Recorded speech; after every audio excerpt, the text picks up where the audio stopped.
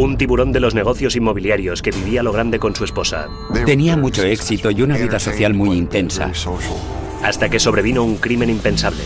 El caso más diabólico y malvado jamás visto en Monster. Y detrás de todo ello, un maquinador insospechado. Creía estar por encima de todo el mundo, pero de repente se vio atrapado con las manos en la masa. No ha sido él. Hay gente simplemente demente que hace cosas horribles a la otra gente. Una historia de maldad y codicia, y además con un sorprendente giro gay, esta noche en Poder, Privilegio y Justicia.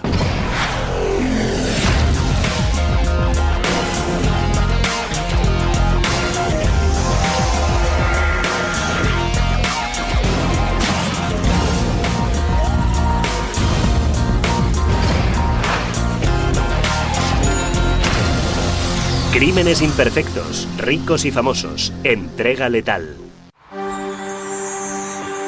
Buenos días, noreste de Indiana. Falta muy poco para las 9 y todo indica que nos espera un día radiante aquí en la WJOB, la voz de la región.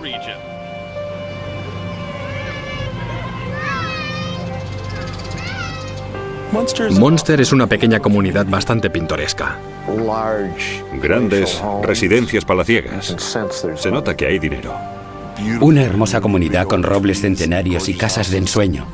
En Monster, el índice de criminalidad es relativamente bajo. No es un lugar donde suelan cometerse asesinatos.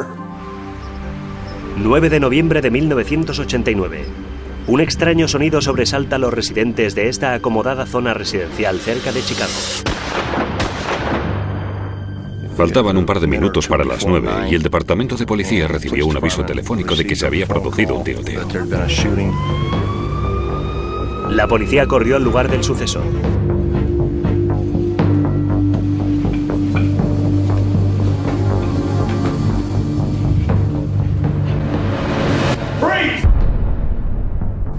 El agente se topó con Mark, que estaba llorando y sangrando.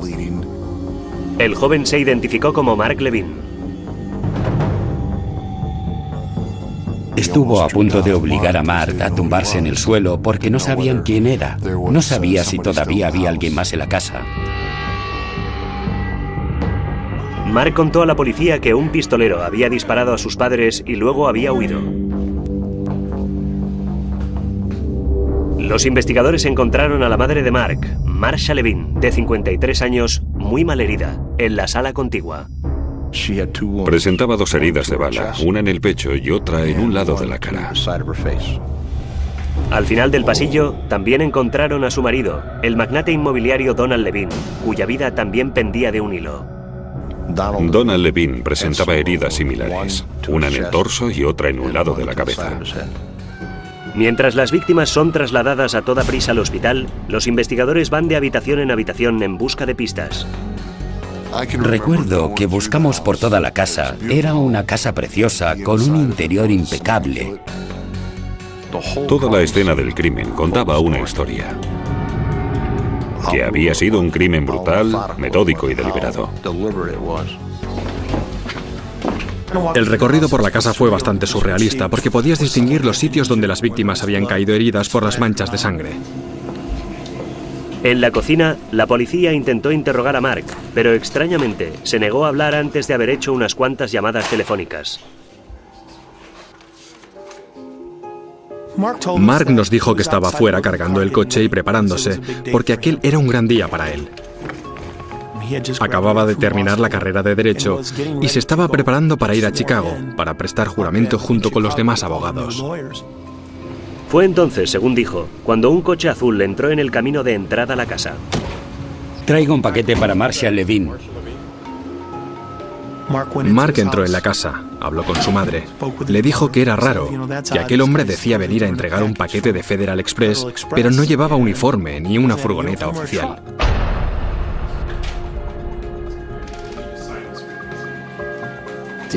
El hombre sacó una pistola. Ordenó a Mark que se tumbara en el suelo y le golpeó en la nuca con ella. Dijo haber perdido el conocimiento por un momento y al recuperarse oyó gritar a su madre y luego el sonido de un disparo.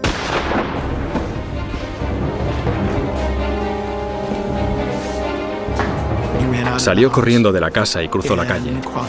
Todavía no sabía qué les había ocurrido a sus padres, pero corrió en busca de ayuda. Justo enfrente de la residencia de los Levin había una escuela primaria. Muchos niños de la zona quedaron traumatizados al verle entrar sangrando en la escuela. Mark llamó a la policía desde un teléfono público que había en la escuela. Luego volvió a salir, vio al asesino marchar en su coche y entró en su casa. Mientras los agentes intentaban enterarse de más detalles, llegó la noticia de que los padres de Mark habían muerto. Hasta el asesinato de los Levin, lo más espectacular que había producido la provinciana indiana había sido Cole Porter. Ahora, Munster se sumió en el caos y la gente del lugar quedó aterrada. Desde el principio nos dimos cuenta de que aquello no era normal, que era algo más que un simple homicidio. La tensión en la zona era muy intensa. Todo el mundo se preguntaba cómo podía pasar algo así en un lugar como aquel. De manera que desde el principio nos sentimos muy presionados para resolver el caso lo antes posible. Detrás de la puerta de entrada, los agentes encontraron su primera pista. Mark dijo que había tenido que firmar algo, que había un sobre, de los que suele utilizar Federal Express. Aparentemente se había caído al suelo al abrirse la puerta, y ésta lo habría empujado y se había quedado entre la puerta y la pared. Con toda la conmoción, supongo que el sospechoso olvidó que la había dejado allí. Mientras proseguía la investigación en el interior de la casa, unos agentes empezaron a interrogar a la gente que se estaba reuniendo afuera. Obtuvimos bastante información de los vecinos y los padres que acababan de acompañar a sus hijos al colegio. Los testigos dijeron que habían oído disparos y luego habían visto a un joven que salía corriendo y gritando de la casa. Momentos después, otro hombre había salido por la puerta. Cuando se acercó a su coche, golpeó el capó con un puñetazo rápido y violento. El hombre dio un par de vueltas por el barrio como si estuviera perdido y finalmente se marchó a gran velocidad. Alguien de la zona seguramente no lo habría hecho. Parecía ser alguien que había venido solo para hacer un trabajo. La policía emitió un boletín público con un retrato robot y una descripción del coche en el que había huido. Un hombre muy alto y corpulento, con barba cerrada, al volante de un Chevy Corsica azul, sin más señas. Llevamos a cabo una búsqueda offline, una búsqueda que nos dio unos 800 resultados. En realidad estábamos persiguiendo a un perfecto desconocido. Alguien que había venido, había cometido este crimen tan terrible en nuestra pequeña y tranquila comunidad y luego se había esfumado por completo. 2 millonarios en la morgue, sin ningún motivo aparente, y ahora un asesino cachas y barbudo con poco sentido de la orientación. Este misterio en Munster era cada vez más misterioso. Esta mañana a las 9 en Munster, un hombre ha conseguido que Mark Levin le dejara entrar en la casa. Una vez en el interior, el hombre había ordenado a Levin que se tumbara en el suelo y le golpeó la cabeza con la culata de su pistola. Los padres de Mark también estaban en la casa. El atacante entró entonces en la casa y disparó a la señora Marsha Levin, de 53 años, y a Donald Levin, de 55. La noticia causó sensación. No solemos aparecer en la prensa de Chicago a menos de que se trate de algo importante. Y esta noticia ocupaba todas las portadas. Seguimos investigando. Estamos intentando averiguar si hay otras personas involucradas en este asesinato. Es uno de los aspectos del caso que debemos resolver. Era una comunidad de gente muy rica. Un doble asesinato una mañana de un día laboral cualquiera causó un revuelo enorme. Con anterioridad, el último asesinato cometido en el pueblo creo que había sido 8 años antes. No creo que la policía local hubiera tenido que investigar muchos homicidios porque no era el tipo de delito habitual en Munster. El caso llamó tanto la atención porque había tenido lugar en Munster, Indiana. Y en Munster no se cometen asesinatos, ni mucho menos contra un matrimonio tan acomodado. ¿Quién podía haber hecho eso? Ambos eran muy respetados en la comunidad. Sus vecinos, sus amigos, hablaban maravillas de ellos y estaban totalmente horrorizados de que hubiera podido ocurrir algo semejante.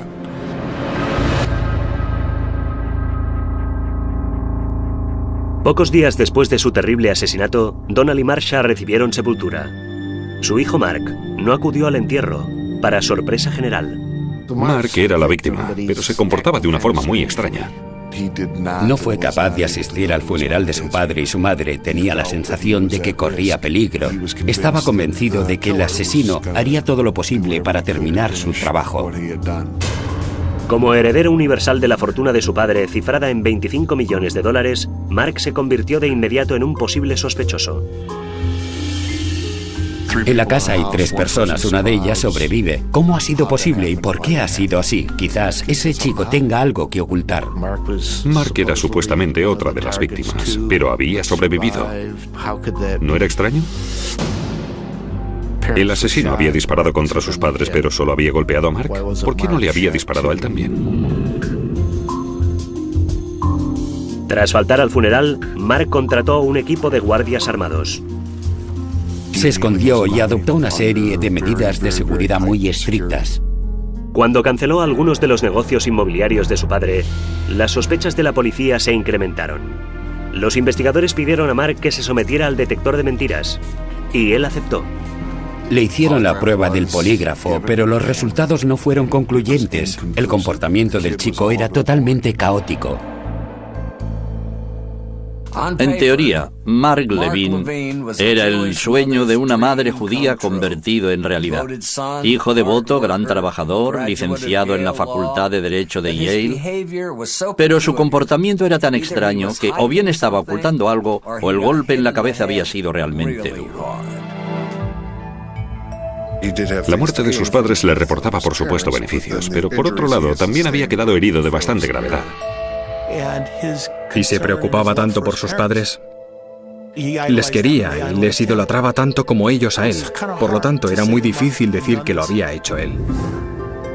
Sin dejar de vigilar a Mark, los investigadores expandieron su campo de actividad en búsqueda de otros sospechosos. Lo primero que piensas es, ¿quién odia a Donald Levin? Donald era un promotor inmobiliario muy agresivo, de manera que... ¿podía tener enemigos? Es lo primero que investigas. Por lo que decían todos, Donald y Marsha Levin tenían una vida de ensueño. Hijo de un acomodado peletero, Donald creció en la Costa de Oro de Long Island con sus hermanos pequeños, Robert y Billy. Más tarde estudió en la Universidad de Wisconsin, donde conoció a Marsha Postro. Y a finales de los años 50, la pareja se instaló en Chicago, donde Donald inició su carrera en el campo de la promoción inmobiliaria. Era un hombre de negocios muy hábil, podía llevar a cabo operaciones que otros serían incapaces de realizar. Durante los años 70, Donald fue desarrollando su imperio, asegurándose una sólida posición en el mercado de Chicago. Pero había una cosa que Donald amaba todavía más que su negocio. Querían con locura a su único hijo Mark. Se preocupaban por su futuro, se involucraban en su educación y en todas sus actividades. Se le conocía como el Principito. Cuando Mark se fue a la universidad, Marsha se volcó en las obras de beneficencia locales y Donald expandió y diversificó su negocio. Donald Levin tenía intereses empresariales en varios estados, algunos en el campo de las promociones inmobiliarias. Otros eran inversiones en minas de oro y también era propietario de varios centros comerciales. Pero como descubrieron los investigadores, Donald no había conseguido su fortuna a base de amabilidad. Algunos le describían como una persona brusca y desagradable que siempre imponía su santa voluntad. Donald era un hombre de negocios muy hábil, pero también podía despertar las iras de la gente. Al parecer, su autoritarismo había caído mal a alguien. Se barajó la posibilidad de que el crimen fuera obra de la mafia, por tal como se había cometido y porque corrían rumores de que Donald tenía ciertas relaciones con la mafia de Chicago. Creímos que se trataba de algún negocio que había salido mal, con la persona equivocada. Pero recientemente Donald había trasladado su atención del centro del país hacia el sudoeste de Estados Unidos. Cuando Donald fue asesinado, estaba en el proceso de comprar una residencia en Scottsdale y estudiaba futuras oportunidades empresariales en Arizona. Sus dos hermanos, Robert y Billy, vivían ya en Paradise Valley, una lujosa zona residencial cerca de Phoenix, donde Robert poseía su propia y lucrativa empresa inmobiliaria. Phoenix estaba en plena expansión y Donald se dio cuenta de que el negocio de su hermano florecía. De manera que sugirió a Bob la posibilidad de ir a vivir allí, asociarse con él y montar una empresa realmente importante. Así pues, los hermanos empezaron su prospección, su fiebre del oro particular. El mercado inmobiliario de Arizona era un territorio abierto apto para todas las iniciativas, pero para todos aquellos que les conocían, Levin y Levin formaban una pareja muy extraña. Robert era un poco fanfarrón, el tipo de persona que presume de tener millones de dólares, aunque no fuera realmente así. Robert era el Relaciones Públicas, sin duda alguna, y Donald era el director ejecutivo. Viajando sin cesar desde Chicago, Donald mantenía un férreo control de las oficinas en Phoenix. Robert se limitaba en realidad a administrar las propiedades y de alguna forma era el ayudante de Donald. Robert se encargaba del día a día en las oficinas de Phoenix, pero Donald controlaba el dinero. Su asociación parecía ser todo un éxito, y Robert empezó pronto a vivir a lo grande. Trajes de diseño, vacaciones de lujo y una casa palaciega en las montañas. A veces, sin embargo, las apariencias engañan. En los negocios siempre surgen problemas, especialmente en una empresa en expansión con cantidad de dinero, cantidad de inversiones. Los investigadores descubrieron que las cosas empezaron a ir mal en el verano de 1989, cuando Robert se marchó para unas vacaciones de un mes en Italia. Donald había venido para controlar la empresa en su ausencia y mientras estaba aquí decidió repasar las cuentas. Donald descubrió un agujero de $275.000 en una de las cuentas. Se puso furioso gritando e insultando a Robert de mala manera. Pensó que su hermano había defraudado a la empresa y por tanto también le había defraudado a él. Se produjeron varias llamadas telefónicas entre el personal de la empresa en Phoenix y Robert Levin, que en aquel momento se encontraba en Sicilia. Su reacción fue quitarle hierro al asunto, decir que a su regreso lo explicaría todo. La reacción de su hermano irritó todavía más a Donald, que empezó a proferir todo tipo de amenazas. Dile que le cortaré todos sus ingresos, dile que haré esto, aquello. Los investigadores descubrieron que Donald intentó entonces reconducir la situación. Se decidió que Robert trabajaría para Donald cobrando un salario, pero por supuesto sin detentar ya ningún tipo de poder en la empresa. Robert había prosperado gracias al éxito de Donald y de repente iba a ser prácticamente expulsado de la empresa. Su gran fuente de ingresos hasta entonces. Por supuesto, eso fue todo un impacto para Robert y esto empezó a confirmar un posible móvil para el asesinato. Muy probable. Entre la contabilidad amañada y el conflicto desatado entre los dos hermanos, la policía tuvo que preguntarse, ¿y si fuera Bob? El bueno de Robert vino entonces a acompañar a su sobrino Mark en los primeros lugares de la lista de sospechosos. El círculo de la familia Levin se estaba estrechando peligrosamente. Mientras iba subiendo la presión en la investigación de los asesinatos de Donald y Marsha Levin, la policía barajaba dos posibilidades. Una, que Mark Levin quisiera la fortuna de sus padres antes de hora. La segunda, que el hermano de Donald, Robert, quisiera tomar un atajo para ser el director ejecutivo de la empresa. Entonces los investigadores obtuvieron su primera pista. En el interior del sobre de Federal Express encontramos un mapa donde el aeropuerto Midway estaba rodeado con un círculo. Nuestra intuición nos dijo que el sujeto había llegado en avión y había alquilado un coche. Nos pusimos en contacto con todas las empresas de alquiler de coches y un día nos llamó una de ellas. Compararon los coches de alquiler de la empresa con el que se había visto en el lugar del crimen. Tenía una lista de 4 Chevrolets azules que había alquilado aquel día en el aeropuerto Midway. Y al repasar la lista finalmente dijo, creo que fue el tercero, alquilado a nombre de Robert Levin. Barbudo y corpulento, Robert encajaba con la descripción del pistolero, pero cuando la policía le interrogó, fue capaz de darles una coartada a toda prueba. Finalmente descubrimos que la noche del asesinato, Robert estaba cenando con un grupo de gente en un buen restaurante de Phoenix.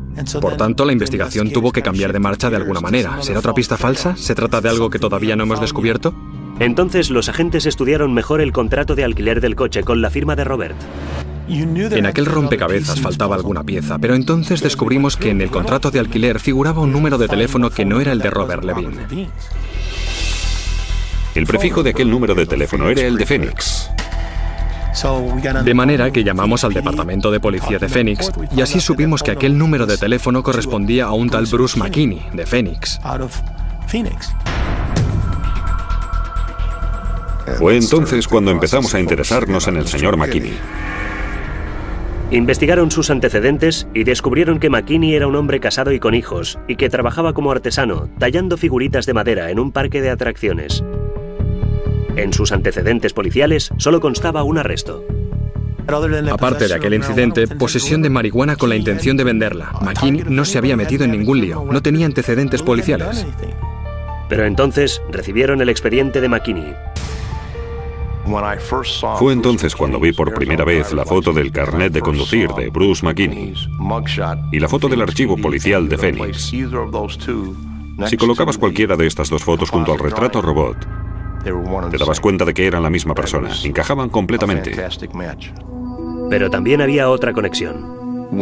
Cuando entrevistamos a los empleados de la empresa de los Levin, surgió el nombre de McKinney como el de un antiguo empleado. Al parecer, McKinney había sido contratado como un favor para el Benjamín de los hermanos Levin, Billy. Pero nadie parecía saber cuál había sido en realidad su actividad concreta en la empresa. Aparecía a menudo por el despacho. Se suponía que estaba investigando ciertos terrenos en Tucson o algo parecido. Recuerdo que hablé con los empleados de la empresa y les pregunté qué hacía. Contestaron, no lo sabemos, solo venía a la oficina, pero ¿y qué hacía? ¿Cómo había conseguido ese fumeta Aragán introducirse en el círculo de los hermanos Levin? ¿Necesitaban quizá de repente alguna estatuilla de madera o se estaba tramando algo muy turbio tras las puertas cerradas?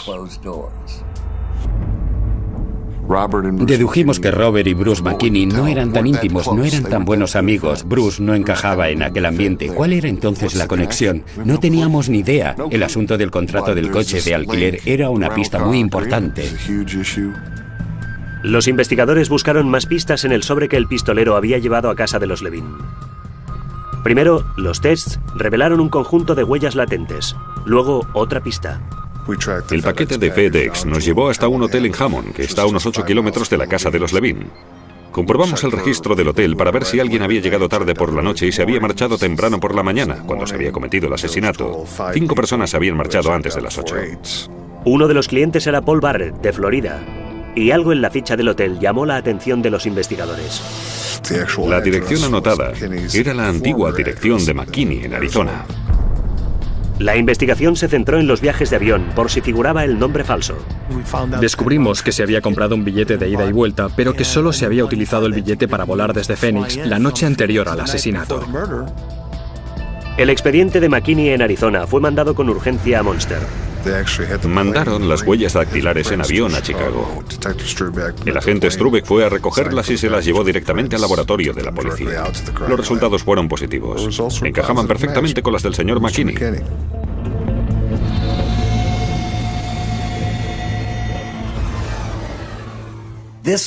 Fue un gran momento para la policía de Monster.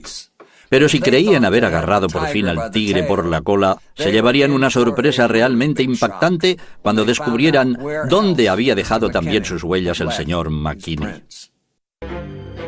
Un mes después del terrible ataque en casa de los Levin, los investigadores disponían finalmente de sólidas pruebas que vinculaban a Bruce McKinney con el asesinato. Pero todavía les faltaba el móvil del crimen. Una vez empezamos a buscar y encontrar todas estas piezas, pudimos empezar a montar el rompecabezas. Sabíamos que teníamos a McKinney, pero todavía nos faltaba el porqué. Todo seguía señalando a Robert y el hecho de que Robert se hubiera enemistado con su hermano Donald y de que Robert conociera a McKinney. Tenemos el móvil, tenemos la oportunidad, tenemos la familiaridad entre Robert y Bruce, tenemos gente que les ha visto juntos. Meses después de los asesinatos, la policía detuvo a McKinney y a Robert para ser interrogados. Queríamos hacerlo todo a la vez, para que no tuvieran la ocasión de hablar entre ellos antes de estar bajo nuestra custodia. Pero McKinney se negó a hablar. Le adjudicaron un abogado de oficio y rechazó hablar en absoluto sobre Robert Levin.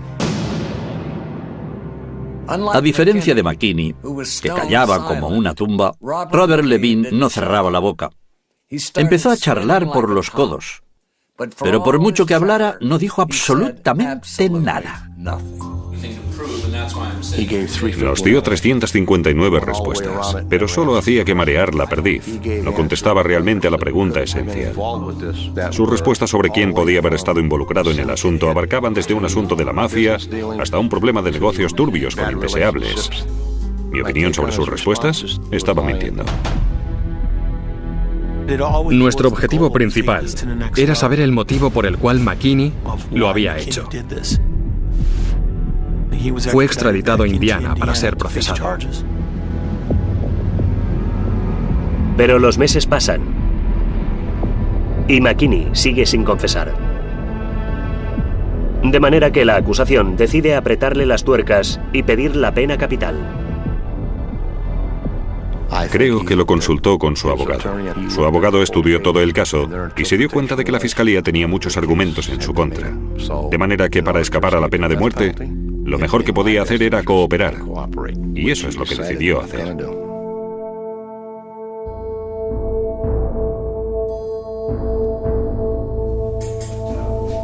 Todavía lo recuerdo hoy en día. Él estaba sentado a un lado de la mesa, yo en el otro. Le alargué la mano para estrechar la suya, y sin la menor emoción allí sentado se puso a contar cómo había entrado a casa de alguien y había disparado 4 tiros a 2 personas. Fue increíble. McKinney les dijo que Robert le había ofrecido $1 millón para hacer aquel trabajo. Entonces empezó la planificación. McKinney y Robert habían venido antes de los asesinatos para estudiar la casa. Hicieron un reconocimiento del terreno. Alquilaron un coche con la tarjeta de American Express de Robert Levin y su carnet de conducir. Robert Levin mostró a Bruce McKinney un mapa del barrio, la situación de la casa y tal como era por dentro. Luego McKinney dijo que Robert le había indicado el momento ideal para dar el golpe. Robert Levin le dijo que Mark Levin estaría allí la noche del miércoles 8 de noviembre y la mañana del jueves 9 de noviembre. Y que tenía que ir aquel día a Chicago. McKinney afirmó que le había dado instrucciones muy explícitas para asegurarse de que la fortuna de los Levin no saliera de la familia. Robert le había indicado en qué orden debía matar a sus víctimas. Quería que Mark muriera primero para que no quedara ningún descendiente vivo. Luego tenía que morir Marsha y finalmente Donald. Si lo hacía en este orden, si Donald era el último en morir, su heredero universal sería Robert. McKinney dijo que cuando vio escapar a Mark, huyó del lugar del crimen, se deshizo de la pistola y llamó a Robert. Los investigadores le preguntaron por qué no persiguió a Mark para terminar su trabajo. McKinney dijo que salió, le apuntó y estuvo a punto de dispararle, pero que no lo hizo porque Mark corría hacia un grupo de niños. Qué irónico. Un asesino a sueldo con escrúpulos. Con la historia de McKinney, la acusación tenía ahora a Robert en su punto de mira, pero necesitaban más que el testimonio de un delincuente convicto para echar mano a su presa. Sabíamos que tendríamos un problema de credibilidad por lo que McKinney había hecho. Y sabíamos que la única manera de que su testimonio fuera creíble era obtener pruebas sólidas de todo lo que nos había dicho. Había llamadas telefónicas de Bruce McKinney a las oficinas de Robert Levin o a su casa particular, desde varios moteles, desde el hotel donde se alojaba y desde varios lugares del país. Si decía me alojé en tal hotel, íbamos y recogíamos el recibo del hotel. Si decía alquilé un coche bajo este nombre, íbamos y recogíamos el recibo del alquiler. Si decía tomé un avión y me senté en tal asiento, intentábamos interrogar a la gente para verificar que estuvo allí. Más de un año después de los crímenes, un gran jurado acusa a Robert Levin de conspiración para cometer un asesinato. Pero cuando van en su busca, serán los agentes los que quedarán sorprendidos. Recibimos la orden de procesamiento. Recuerdo que el agente de los cuerpos especiales dijo, no está. Robert intuyó que iban a detenerle y simplemente se escapó. Se fue a México. Y entonces dijimos, oh no. Durante semanas, los investigadores intentaron localizarle, sin éxito. No podía ser más frustrante. Tuvimos que trasladar toda nuestra atención de la acusación a la búsqueda de un fugitivo, y en nuestra opinión, un fugitivo muy peligroso. Sin ninguna pista, tuvieron que recurrir a los familiares y amigos de Robert. Ejercimos toda la presión posible a través de la madre de Robert y de su hermano Billy, y finalmente Robert no pudo soportarlo más. Robert Levin se entregó a las autoridades en Los Ángeles. Antes de ser extraditado a Indiana, fue recluido en la cárcel del condado. El Centro Correccional Metropolitano de Los Ángeles es un lugar bastante terrorífico. Le acompañamos hasta allí. La puerta se abrió de golpe y salieron dos guardias gigantescos. Los hombres más enormes que haya visto en mi vida. Recuerdo que les entregamos a Bob, que estaba petrificado. Yo también estaba petrificado y ni siquiera iban a encerrarme a mí. O sea que pensé, que Dios te bendiga, nos veremos en Indiana. La labia y las relaciones públicas no resultan muy útiles cuando te codeas con asesinos y psicópatas, pero eso no detuvo a Robert. Su bocaza fue finalmente su perdición. En espera del juicio, Robert Levin permaneció entre rejas acusado de conspirar para asesinar a su hermano y su cuñada. Los investigadores estaban seguros de sus argumentos para la acusación. Hay un antiguo adagio. Si conoces a tu enemigo, saldrás victorioso en la batalla. Conocíamos a nuestro enemigo. Creíamos tener todas las de ganar. Pero en el entorno de Robert, nadie podía creer que las cosas hubieran ido tan lejos. La gente de nuestro entorno que había conocido a Bob no lo creía. Estamos hablando de un hombre de una inteligencia extraordinaria. No sería tan estúpido para decir simplemente, quiero que vayas a matar a mi hermano. Ah, y por cierto, utiliza mi tarjeta de crédito y mi carnet de conducir. Es que era imposible que hubiera hecho una cosa así. Le pregunté a la gente del FBI, ¿por qué estáis persiguiendo a Bob? Y él me contestó, ¿y si no es Bob, quién? Y yo le dije que no me parecía un motivo suficiente para intentar condenar a alguien con la pena de muerte. Una teoría más plausible, decían, era que McKinney había actuado por iniciativa propia y luego había hecho un trato con las autoridades para salvar el pellejo. Y la defensa de Robert afirmó que McKinney podría tener sus propios motivos para desear la muerte de Donald. Donald había decidido poner a Bruce al frente de un gran proyecto en fase de desarrollo. Pero antes de que se secara la tinta del contrato, Donald descubrió que la relación entre su hermano pequeño Billy y McKinney era más que una simple amistad. Era bien sabido que Bill era gay, y Bruce y Bill estaban liados. Cuando Donald se enteró, se enfadó mucho. Se puso furioso al saber que Bruce tenía un lío con su hermano pequeño y que se propuso despedirle. Algunos dijeron que Bruce había ido a Monster aquel día para convencer a Donald de que no le despidiera. Creo que Bruce se puso como una fiera. Iba a enfrentarse a Donald. Iba a obligarle a escuchar. Iba a convencerle de que su antigua relación con Billy no tenía nada que ver con sus capacidades para llevar a cabo su trabajo. Los abogados defensores lanzan a menudo insinuaciones o hacen correr rumores, pero esta revelación de última hora cayó como una verdadera bomba. Nadie sabía hasta qué punto dañaría la argumentación de la fiscalía, pero todo el mundo estaba ansioso por saberlo. La sala estaba atestada cada día. Las señoras del vecindario venían con sus almuerzos, sus cojines, venían a sentarse allí para ver el espectáculo. Una familia respetada en la comunidad, asesinada. Su hijo herido. El hermano acusado de haber contratado al asesino a sueldo. Tenía todos los elementos. Desde el primer día, toda la atención de la sala se concentra en el acusado. Robert estaba sentado con su abogado y con una actitud muy sobrada. Como si dijera, no soy culpable, yo no lo hice, me acusan injustamente. Hablamos de los argumentos de la defensa que yo había preparado. Él se sentía optimista.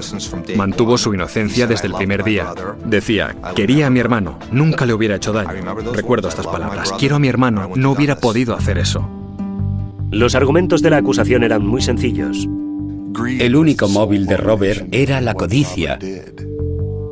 Siempre había dependido de su hermano y cuando su hermano decidió echarle de la empresa, Robert se dejó llevar por el pánico y pensó que si no hacía nada, estaría perdido.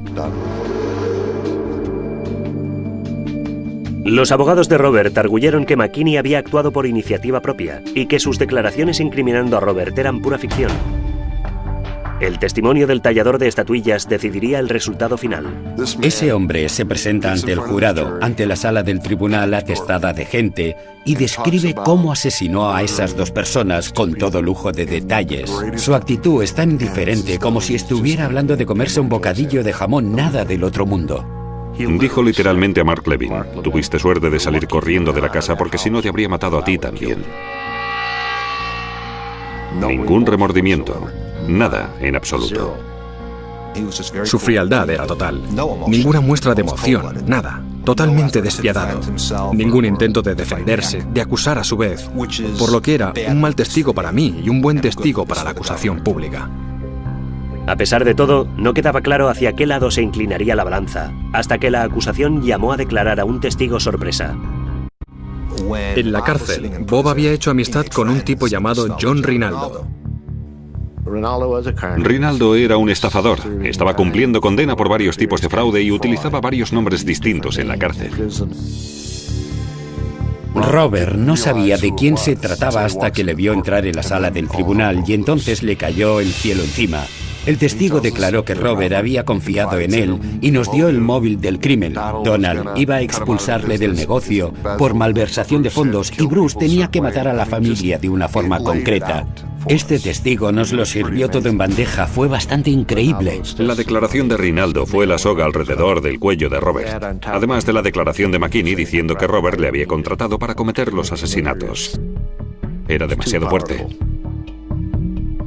Un asesino a sueldo sexualmente confuso. Un estafador chivato. El provinciano jurado creía haberlo visto todo, pero todavía faltaba la declaración de un Levin en el estrado, la del huidizo joven Mark. Y su testimonio daría un vuelco espectacular a todo el caso. En los últimos días del proceso, Mark Levin salió de su escondite para enfrentarse a su tío ante el tribunal. Contó al jurado que Robert había llamado a su padre días antes de los asesinatos y había parecido extrañamente interesado en la ceremonia de jura de Mark. Había llamado a Monster con este propósito. Había hablado con su hermano y comprobado que Mark Levin iba a venir. ¿Estará Mark en casa? Sí. Vendrá el miércoles por la noche y prestará juramento el jueves en Chicago. Este interés era algo muy raro por parte de Robert. Otros acontecimientos especiales no le habían motivado para nada. Y no solía llamar simplemente para decir, hola, ¿qué tal estás? En un intento para desviar de nuevo las sospechas hacia Mark, la defensa introdujo los resultados inconcluyentes de la prueba del polígrafo de Mark. La policía intentó adoptar la postura de que aquello no había sido más que una formalidad, que en realidad no habían sospechado nunca de Mark, pero no creo que fuera así. Creo que fue el primer sospechoso que barajó la policía. Creo que dio que pensar a los miembros del jurado. Quizá no lo hubiera hecho Robert, quizá Mark estuviera involucrado. Después de todo, había sobrevivido. Quizá quería disponer al momento del dinero de sus padres. Pero los testigos del lugar del crimen corroboran los argumentos de la acusación. McKinney había ido a matar a los tres Levin.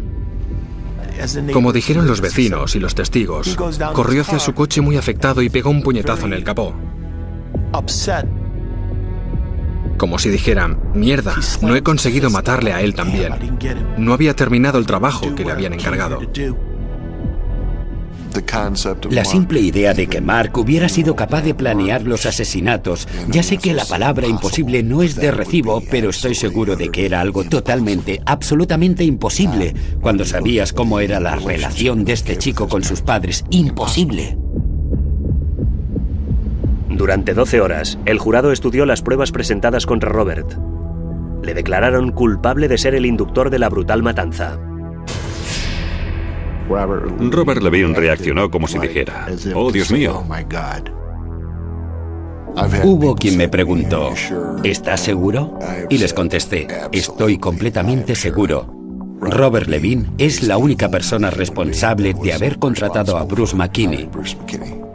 Robert quería mantener un estilo de vida al que se había acostumbrado y pensaba hacer cualquier cosa para conseguirlo. Robert fue condenado a cadena perpetua, sin posibilidad de libertad condicional. Cuando el juez preguntó a Robert si tenía algo más que decir antes de dictar sentencia, él se limitó a afirmar de nuevo que no había sido él, y que quería mucho a su hermano. Estoy convencida de que no fue él. Sé que es inocente. Resulta más fácil creer en una conspiración que creer que hay mucha gente demente por ahí, dispuesta a hacer cosas terribles contra la otra gente. Pero para los demás observadores, es una historia tan antigua como la Biblia. Era una clásica historia de Caín y Abel, hermano contra hermano. Robert aspiraba a ser millonario. Intentaba dar la sensación de que era mejor que nadie.